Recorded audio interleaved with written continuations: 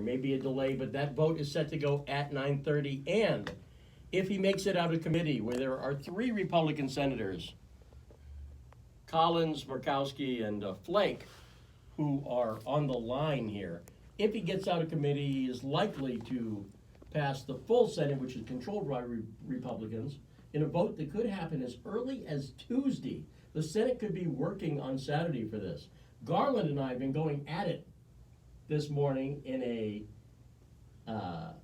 scene that I think is reminiscent of a lot of people on the left and right now, That is true. where I've talked about this before. Things have hardened after the testimony yesterday of Dr. Christine Blasey Ford and Brett Kavanaugh. Brett Kavanaugh was visibly upset, as was Dr. Ford.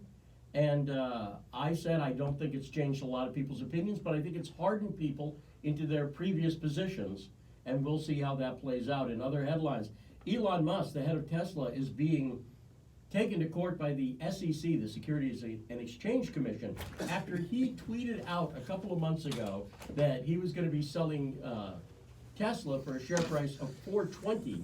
That was apparently a joke by Musk to amuse his girlfriend, pop singer Grimes, because they like the weed. Apparently she likes marijuana, Garland. That's And so him crazy. saying 420 was funny. Ha, She's ha, Canadian, right? ha. Not so funny Canadian, to the SEC.